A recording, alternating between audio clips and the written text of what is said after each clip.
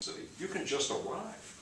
You don't need to know anything. Even if you haven't got your Google Maps with you, you'll see big signs, Holiday Inn, right? Oh, that's a place to stay.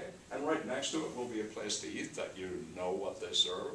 And you can make yourself, quote unquote, at home very, very quickly because the social world is set up for migrants. People like you are going to move a lot.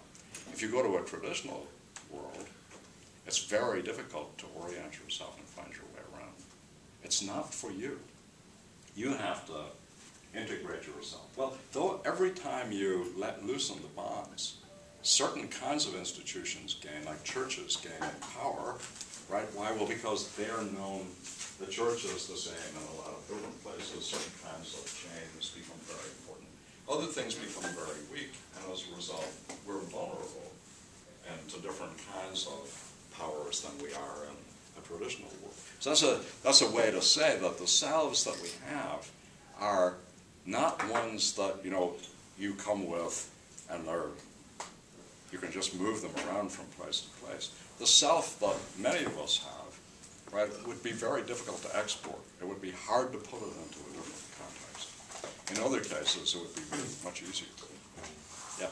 I'm really enjoying that we're talking about growing up because yesterday I had this massive think with myself about growing up and whether I'm a grown up or not. And I've always been more persuaded by Freud than I think the mainstream admits. Yeah. So I'm very persuaded by this idea that you're presenting. And I guess as we start to become young adults or whatever, the way we present ourselves in relationships as coherent, discrete selves is a way of demonstrating that we want to be in a deep, serious relationship with someone. And I guess what I've experienced so far is that it's kind of an arbitrary acceleration of this growing up process. You present yourself as a more individual adult, I'm together, whatever. And so it seems like love in a way kind of skips us ahead to this adult. That's an interesting way. That's an interesting way to put it. When in fact, I think what I personally am experiencing is I want to go back and actually act my age, not be so super grown up, but just be. Well, there are certainly we talk about forcing bulbs, right, to get them to flower quicker, and there's certainly quite a lot of forcing going on along one dimension, and then an awful lot of, as I would say, infantilizing going on another one, right? Yeah. So, just think about the fact that once upon a time, not that long ago either, you would probably have left school at 14 and entered the work world. And unless you were one of the very few, and then a little bit later, you would have graduated from high school and then entered the work world, unless you were one of the even fewer that went on. Now look at all of you, right? A lot of people now go to university and so on. But all of those are postponements. There's another way to look at it is that, once upon a time, you would have been an adult, that is part of the world of adults working and so forth, much earlier than you are now. At another level, though, you have access to things that you used to have to be an adult, like sex, for example, right? You have access to those things in life much earlier than you did before. But other parts, so it's a complicated question. But I think what you're suggesting, and I like this thought. This is the way I would put it.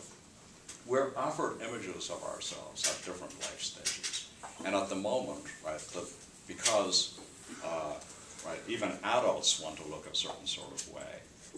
The thought about how you dress, right? So the difference between children's clothes and adults' clothes, which used to be very marked, but they weren't, at one point they weren't marked at all, and then they became very marked, so that you had almost like clothing for the different stages of development, a bit like feathers on birds, right? And now we've got it that, right, everyone dresses the same, there's no real difference. And that partly encourages, and so do magazines and social media and all kinds of other things, they encourage you to present a certain version of yourself because that's what you're supposed to look like. And that's how others will respond positively And it's always true that we're never quite ready for the roles that we have to play. You know, I think there haven't been enough rehearsals. Right? I think when I was in graduate school, I said to one of my teachers, who was kind of, well, almost the age that I am now, I said, gee, you know, I can't wait to be in your position and feel settled and secure and have all these things. He said, yeah, well, when you get there, write me and tell me about it. And I think that was exactly the right reaction, because I think the feeling, well, I still feel imposter syndrome, you know, right, what else? I think someday they're going to discover that I really don't know anything about this at all. I mean, I have a picture of, you know, the examiner arriving and saying, well, you've been doing this for quite a while now, let's see what you really know. Right, and then I have to do this elaborate exam, and at the end they say, you fail, you don't know, you're an imposter, right?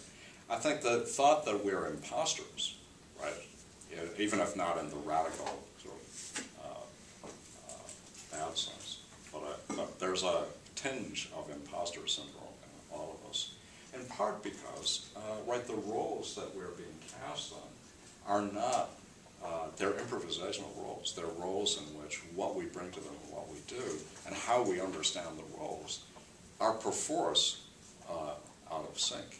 So here's a very simple example. Think of fashion,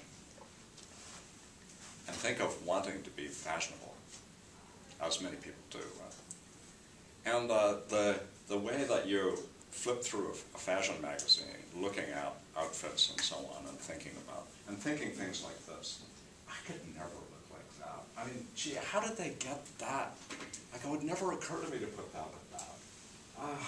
You know, I don't know, right? You feel dissatisfied with yourself, and then maybe you go and get something, you try to add it on, and you never feel really comfortable with it. But part of the thought is, you're not supposed to feel comfortable with it. You're supposed to want to get a new one. You're supposed to keep wanting to, and your identity is not completely different.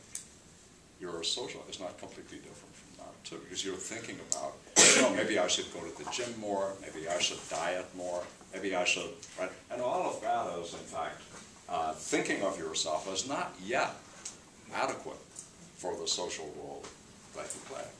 And at the same time, society says, you're 21, whatever it was, 20 years old. This is what you should be like now. And you can think, well, what can I do? I'm 20, I have to play this role, even if I'm not quite ready for it. Shall we stop? So next time, just to remind you,